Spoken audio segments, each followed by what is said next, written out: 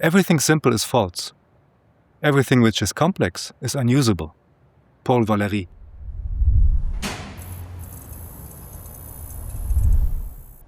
Today, Tessa and I will have a closer look at this Leica Summicron 90mm f2 and test its performance.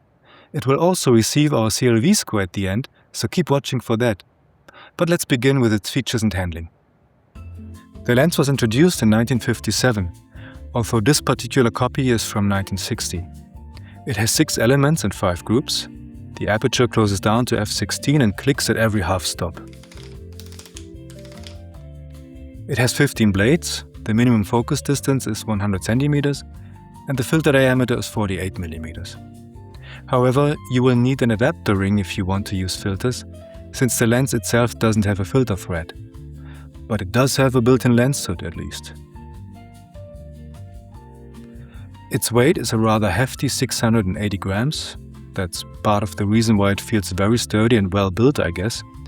The focus ring rotates 180 degrees, while the aperture ring, oddly enough, rotates in the opposite direction, since you turn the marker and not the aperture values themselves. This was corrected in later models. We will be testing the lens on a Sony A7 III and this Fuji GFX50S. On the Fuji, it's equivalent to a full-frame lens with a focal length of roughly 70mm and a maximum aperture of f1.6. Our first order of business is testing distortion and vignetting on this Adobe camera calibration chart. There's a tiny bit of barrel distortion, but it's hardly worth mentioning. There's also vignetting, but it isn't very strong, and at f2.8 it's already gone. If you'd still like a correction profile for distortion and vignetting, you can find it on my Patreon page. The results of the lateral chromatic aberration test are also encouraging. It is virtually non-existent. Only wide open, it seems to become smudged and thus visible, probably due to coma.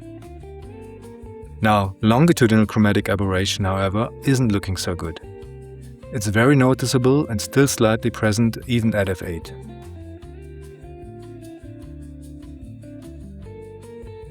In the color fringing test, things are largely back to normal. We see only a slight purple-blue haze wide open, followed by a thin red line along high contrast edges at f2.8 and f4, which is virtually gone at f5.6. I wouldn't hesitate to use the full sensor area when adapting this lens to a GFX camera. There are dark corners, but I crop every image I edit anyway, even if it's just a little, so they don't really matter. Let's now turn to the sharpness tests on the A7. Starting with focusing on infinity. Wide open, sharpness in the center of the image is good. Across the rest of the aperture range, it is very good.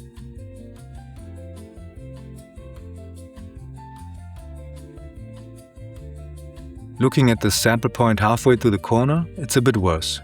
Only at f5.6 the image starts to become very sharp.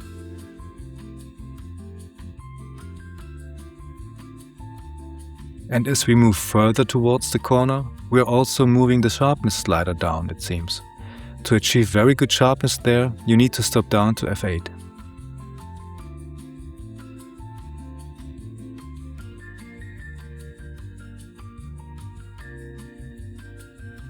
Now we're focusing at the minimum focus distance. We are starting slightly soft at f2 and reach very good sharpness at f4.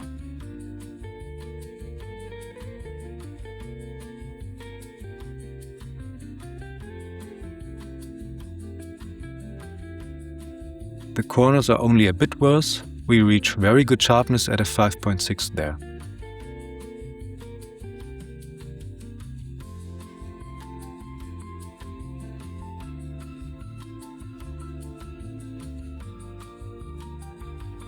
The last of the sharpness tests looks at a typical portrait distance. Wide open, it's slightly soft again, while the remaining apertures show very good sharpness.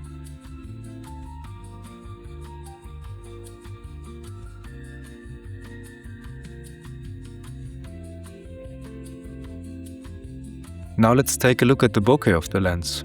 It's wonderfully creamy, even when stopped down. That's the advantage of the 15-blade aperture.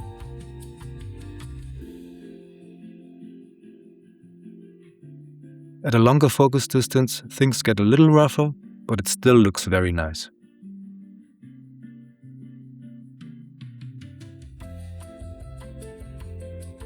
Finally, we test coma and sunstars. There is coma visible, but it isn't very pronounced. It's under control once you get to f4. And what follows is the downside of the 15-blade aperture. Sunstars hardly form at all as a result. At f11 you can see slight traces of them, but it's pretty much negligible. To see how the lens behaves in everyday use, here are some test shots I took with both the Fuji and the Sony. Please enjoy.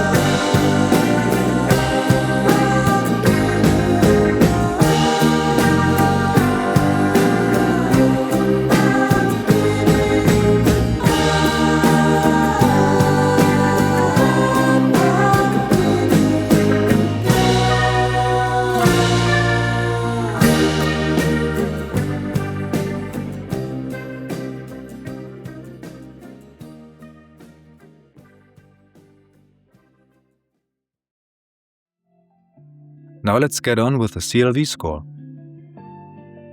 For handling and features, it's a 7. For aberrations, a 6. Its sharpness gets a 7. The bokeh a well-deserved 9. The sunstars, however, only a 1. The used price for this lens in a good condition is 500 to 600 euros, which is a little high.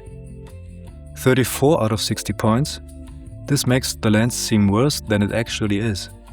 The reason, of course, are the sunstars. If you didn't care about those, it would rank way higher. Thanks for watching, everyone, and please consider liking and subscribing.